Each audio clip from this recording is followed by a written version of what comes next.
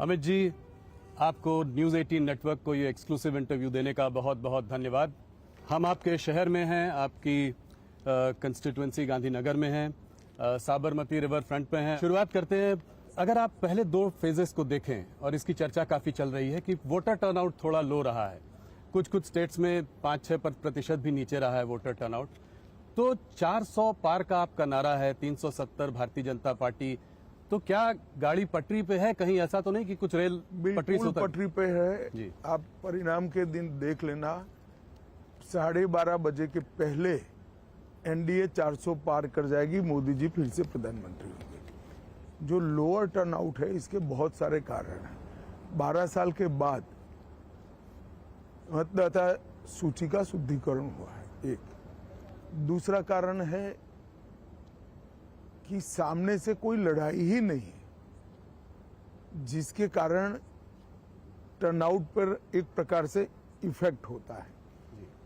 मगर हमारी पार्टी की टीम ने, मैंने स्वयं बहुत डिटेल एनालिसिस किया है। हम 2 चरण में 100 पार कर 100 से भी कई अधिक सीटें जीत के साथ आगे बढ़ रहे हैं तीसरे चरण में। तो मुझे 400 पार के लक्ष्य में कोई दिक्कत नहीं दिखाई पड़ती। पहले शुरुआत करते हैं अमित जी मुद्दों पर।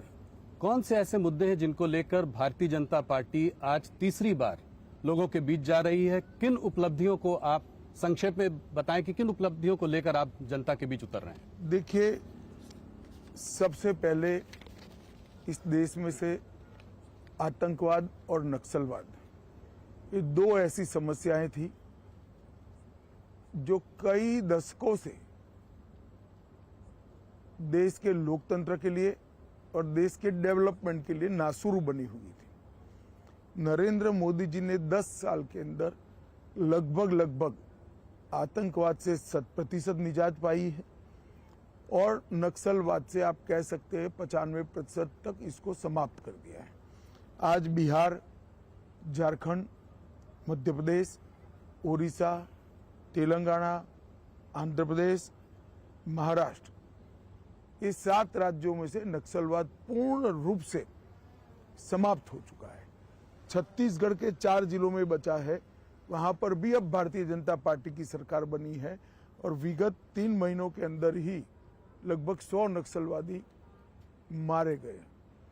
मुझे पूरा विश्वास है मोदी जी के तीसरी बार प्रधानमंत्री बनने के बाद 1-2 साल में ही देश नक्सलवाद से मुक्ति पा लेगा।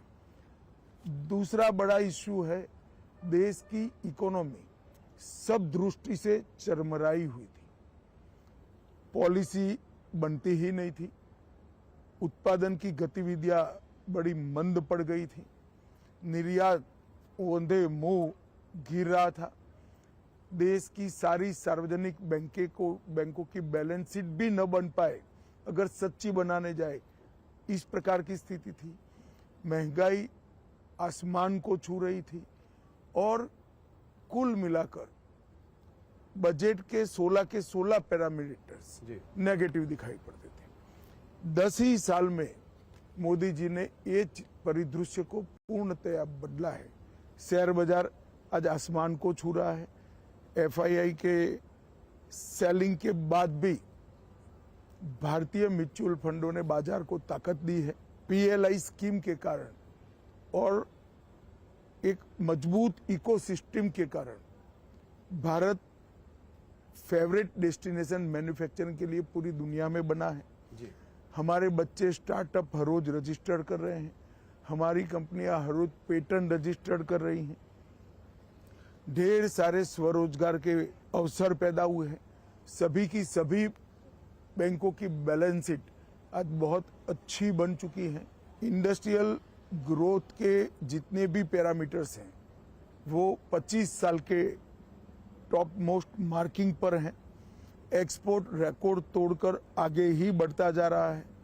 इसी प्रकार से फ्यूचर में जो कुछ क्षेत्र आने वाले 25 सालों तक दुनिया भर की इकोनॉमी को ड्राइव करने वाले हैं, वो सभी क्षेत्रों में भारत आज पायनियर बन चुका है।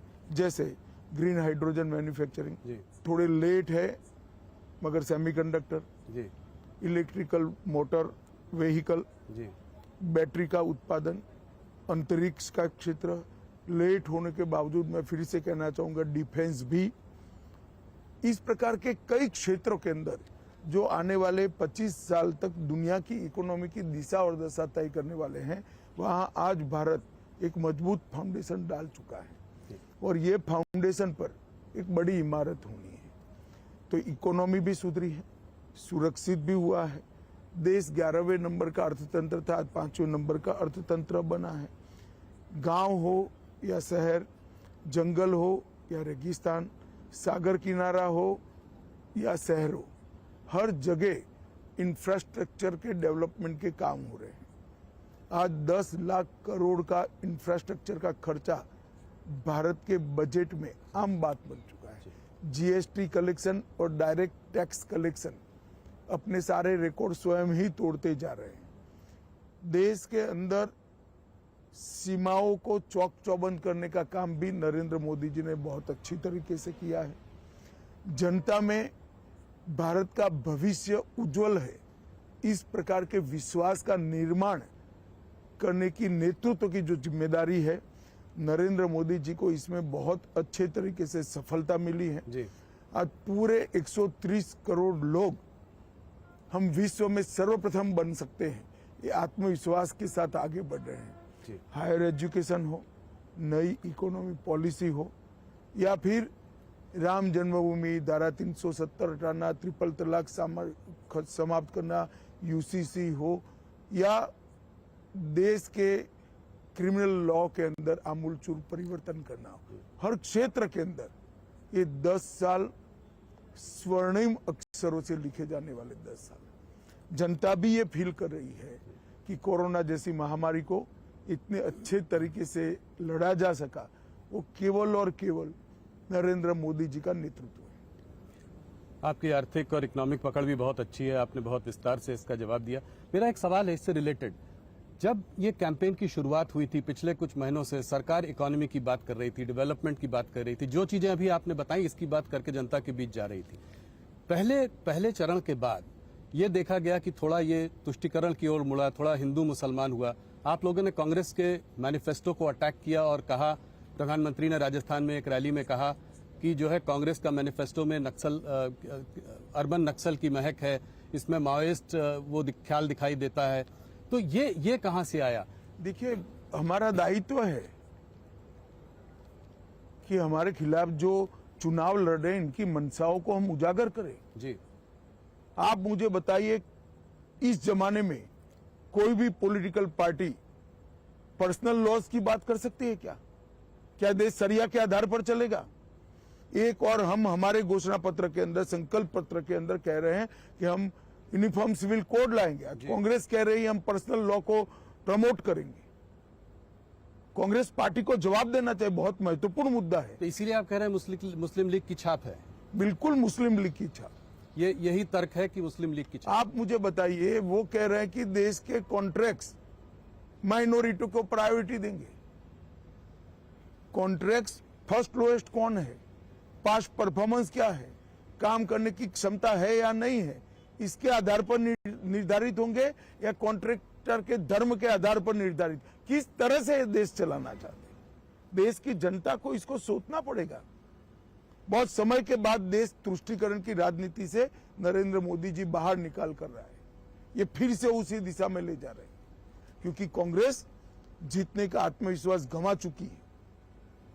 प्रधानमंत्री जी ने उस रैली में यह भी कहा कि सबकी जमा पूंजी को चेक करके वेल्थ को रिडिस्ट्रीब्यूट किया जाएगा और वेल्थ रिडिस्ट्रीब्यूट करके मुसलमानों और घुसपैठियों को दिया जाएगा। ये कहां से आता है?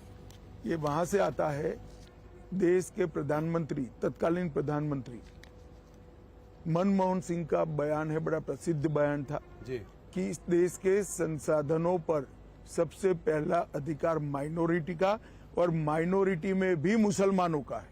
जी अब जब वेल्थ डिस्ट्रीब्यूट करने की बात आती है तो संसाधन से ही होगी। जी, सरकार उसको लोगों की संपत्ति को लेकर डिस्ट्रीब्यूट करेगी।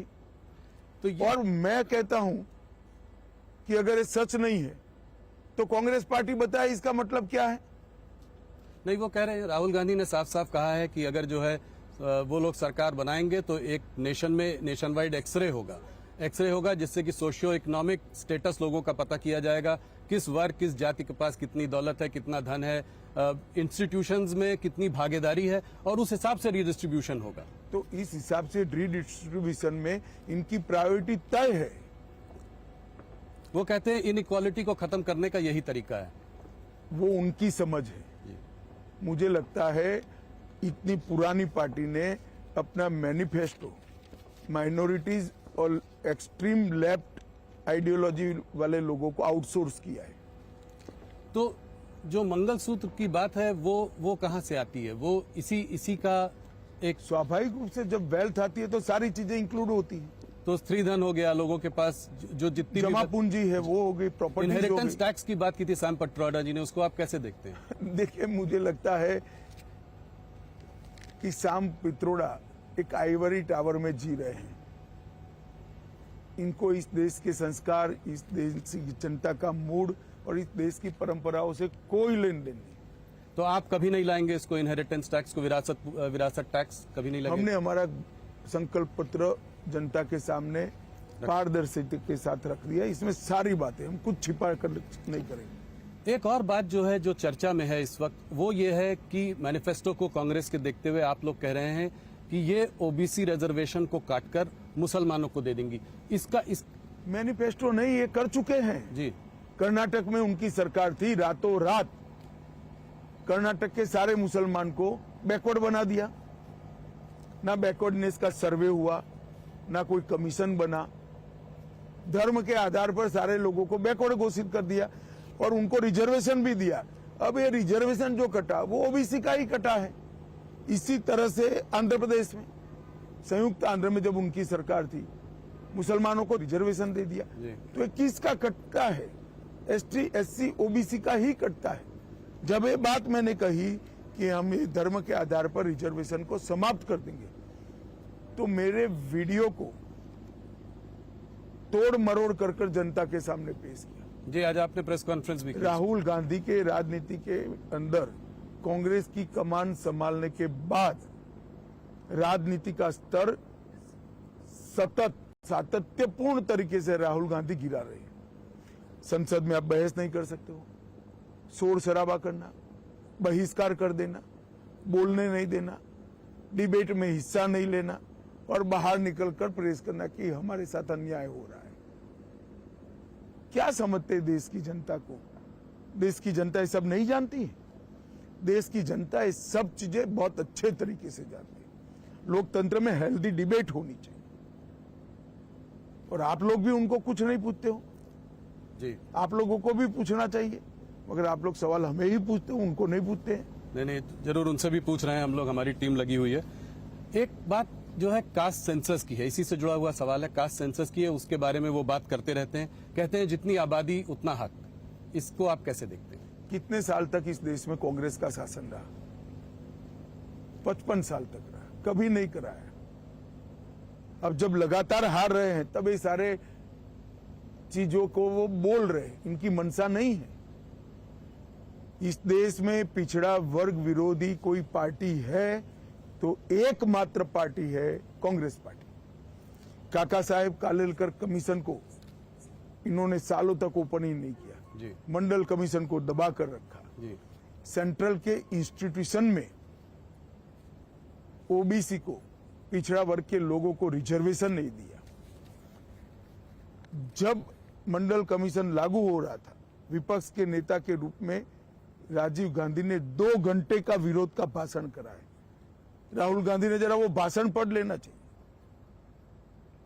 और हमने तो देश को सबसे सफल प्रधानमंत्री पिछड़ा वर्ग से और गरीब के घर से पैदा हुआ नेचुरल लीडर नरेंद्र मोदी हमने देने का काम किया।